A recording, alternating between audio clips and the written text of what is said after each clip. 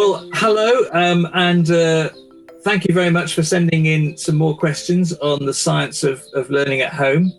And particularly to Alison, who's written in several questions. And I'm delighted today that it's not just me that's responding to these, but we've also got Professor Tim Jay from the University of Loughborough, who will also be tipping in.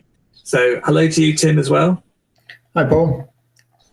So the first question is, what is an appropriate length of time for a Zoom lesson for a 4-year-old, a 9-year-old, and an 11-year-old, respectively?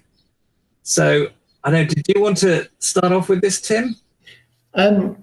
Yeah, and it might not be a very satisfactory answer, but it's because I think it's very difficult to group children of similar ages and say that the same will be true for all of them. I think there's going to be a lot of individual differences between children at all of these ages. And I think there'd be quite a big difference between different learning content for these learners too. And again, there'll be differences depending on whether this is a one-to-one lesson between a teacher and a student, or whether it's a teacher delivering a Zoom lesson for a larger group of students.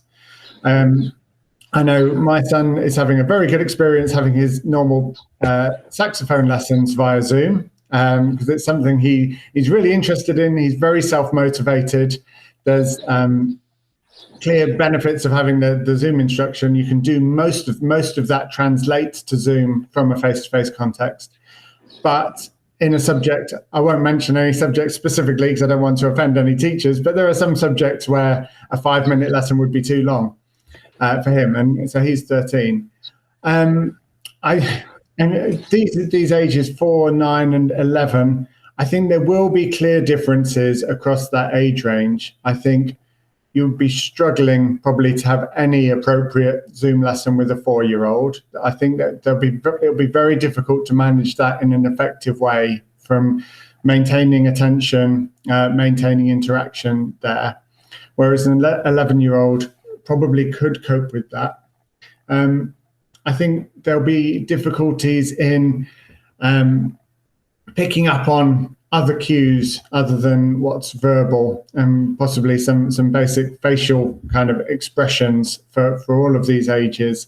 And there will be difficulties in maintaining attention for any length of time. So, and specifically answering the question, I'd say very, very little, if any at all, for the 9-year-old, but an 11-year-old probably could cope with a 10 or 15-minute Zoom interaction, as long as there was a good level of kind of motivation and engagement there in the content. But I do think this is quite a difficult one to answer from the research, because while there's quite a lot of research with older students in higher education, where we've been doing remote and distance learning for some time, there's much less research on exactly how younger children respond to online instruction. Yeah, so I think you can generally expect, but we are talking generally because the individual differences are going to be massive from one child to the next at the same age.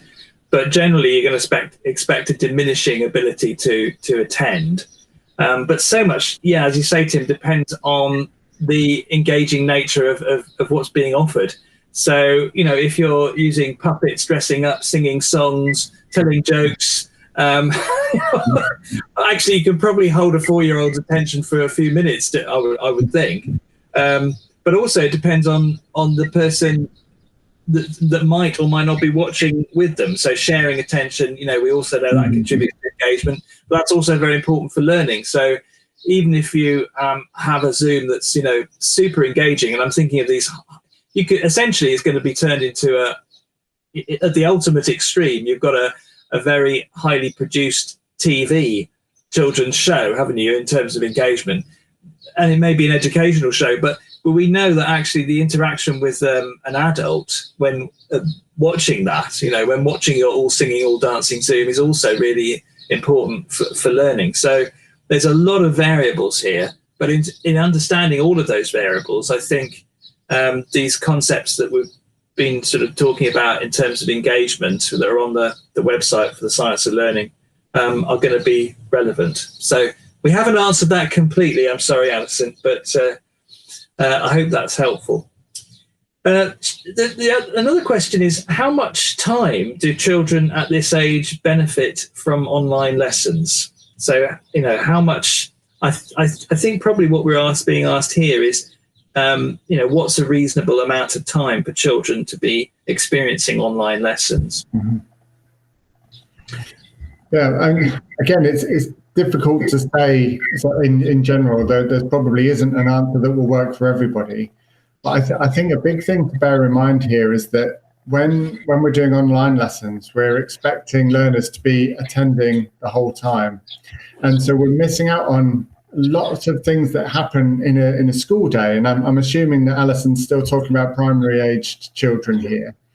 If you actually analyse what's happening in a primary school, children aren't focused on learning for the whole 5 or 6 hours they're in a classroom. There are lots of between times, and actually the activity is mixed up between whole group work, children being asked to do things individually, having opportunities to interact with peers, practically and physically interacting with things.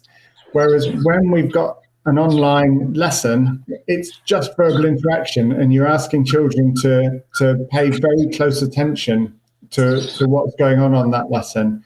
So I think it's going to change with age, but we probably have to be really careful of overestimating what children can cope with, because it's very different to what we'd normally ask them to do in a lesson.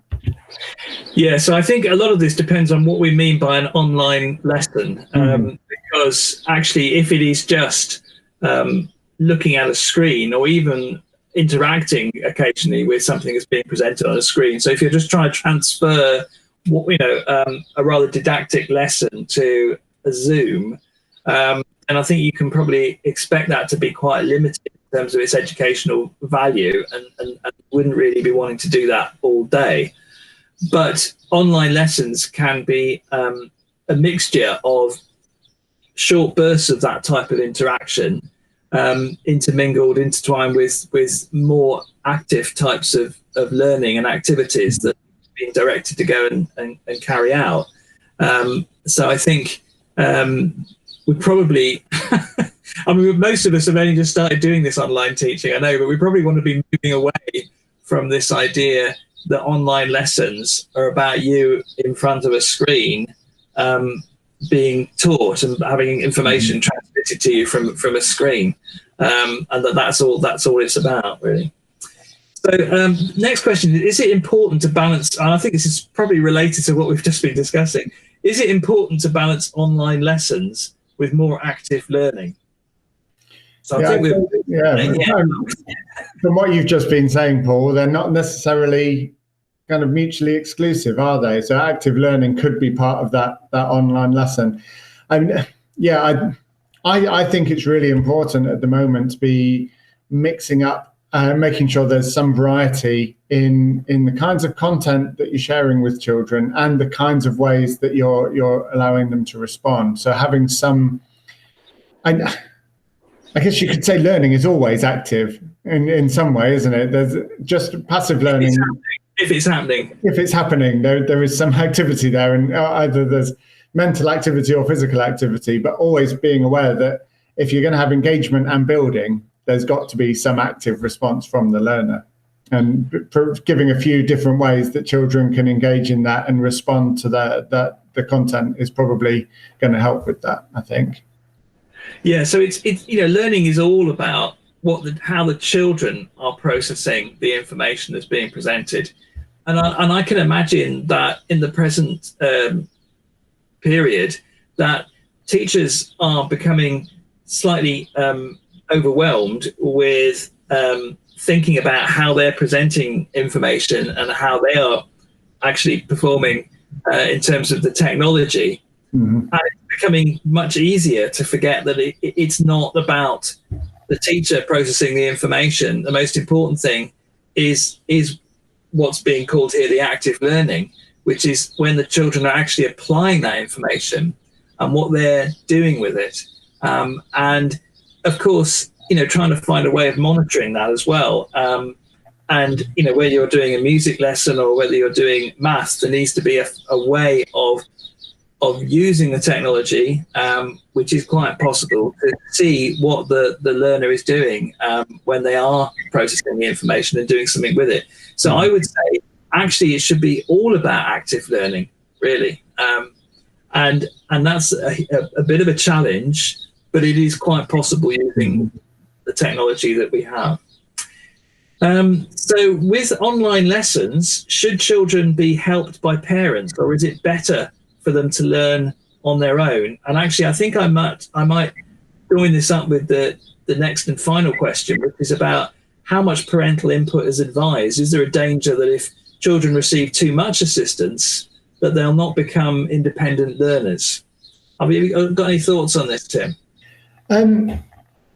Yeah. I mean, again, it's going to depend quite a lot on the age of the children, and how to what extent they're already an independent learner. I'd say across the primary school range, there's going to be huge differences between a reception and a year 6 child in how much support they might need. But I think in general, it's probably always going to be helpful to have some support and help from parents and have that interaction. I think in that, linking that up with the second question, how much parental input is advised, we've got some quite good evidence there around the idea of scaffolding from parents. There's been research since the 70s on how the most effective form of support from a parent or someone else in that parent kind of position is that it's best if parents take a scaffolding approach. So it really works well when parents are sensitive to how skilled or able children are in solving this particular problem or responding to this particular content in a lesson, and providing just that level of support that allows children to solve a problem successfully. So really good parental support is there when parents aren't doing the whole task for children, but are sensitive to looking at exactly how much is needed. If children can do a task without support, then parents need to step back a bit and let that happen, because then children get the full benefit of that reward when they carry out a task successfully. Whereas if children are really struggling and need a little bit of help, so they might just need a particular bit of information pointing out. So the more minimal the support that parents offer in those kind of situations, the better for children's learning. But it's going to vary a lot between children again, and between the different kinds of tasks that children are engaging in. Yeah, so I mean, generally it's really wonderful to have parents involved. So I would say definitely encourage parents to get involved. But you're right, Tim, that that's really important, that type of contingent response where you're actually, working on the basis of what the child already knows and finding out about that. So there are multiple reasons why it's good for parents to be involved. I think it actually helps engagement, but of course it also helps them, the engagement of the child, but it also helps them find out about where the children's work and where they are and what they know and the areas that they're struggling with, and get to know more about their children's learning. So if you've got parents who are willing to get involved like that, it can be really helpful. And I think there are all sorts of reasons why parents don't want to get involved. Often it's because the time element, but also they can feel a little bit at sea with the subjects that their children are actually studying. Mm-hmm. But just showing interest and valuing what their children are doing is actually really helpful in terms of engagement and supporting the child and developing their values of the importance of learning in this way. And I think reassuring parents that they don't always need to know, because they will learn a lot about a subject that they're not familiar with by helping their child, but reassuring them that actually that it's not always necessary. I think is to know everything about the subject in order to be able to help your child, I think is really helpful as well, because some of the things that you can do to prompt a child's understanding can be without you necessarily having that understanding yourself. So asking them what they already know, what they think is relevant to the issue, is going to help to activate that prior knowledge and make it more likely that they'll come to an understanding independently. But also, having parents who are able to sort of flip questions a bit. So if the child doesn't know what they need to do next, the parents saying, well, what is it? What do you think you might need to do next? That sort of flipping of questions and providing supportive feedback, but also feedback which is encouraging them to try the next step on their own if they can. So knowing, as you say, the right time to sort of step back. I mean, what we're really doing here is asking parents to become teachers, and that's quite a big ask. But I think there are some simple things that you can do in your interaction with parents, which can actually aid that support, I think. Yeah, I think, and the key thing, I think, is that we know that social interaction is really important for learning, and we know that a big source of reward for children is to be able to get that kind of social response, and to be able to, if children can communicate something they've not been able to communicate before and get a response from a peer or an adult, that's a big source of reward.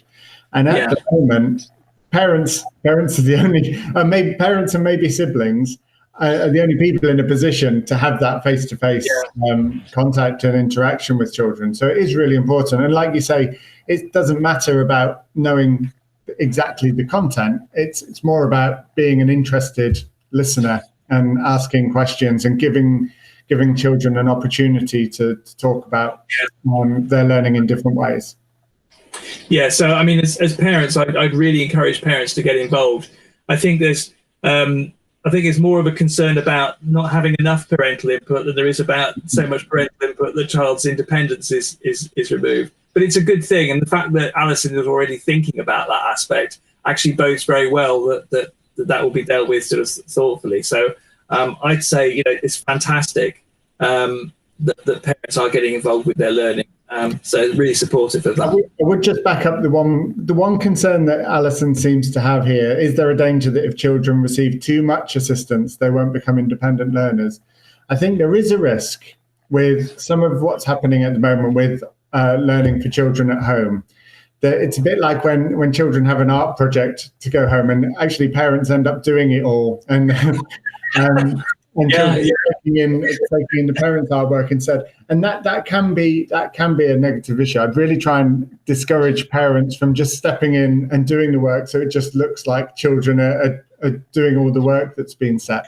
Because that can create issues for children then being a bit perfectionist, that they shouldn't be submitting any work unless it's as good as mum's. And so on. It's particularly difficult if you have an interest in a particular area. So I really struggle not to do my children's design and technology projects. It's really important, even if parents are doing the scaffolding and stepping in and providing support here and there. The child needs to be leading this and have that ownership of the work. Otherwise, it's at best a waste of time for learning. Yeah. Okay, well, thank you very much for sending your questions in, and I hope that you found our responses useful, and I hope that you'll continue to access the Science of Learning website, and just really again to thank all the parents who are really supporting their children at this time. It's really important what you're doing, and I know there's going to be benefits for everybody from all that input. So wishing you all well. It's goodbye from Tim. Goodbye. And it's goodbye from me. Thank you.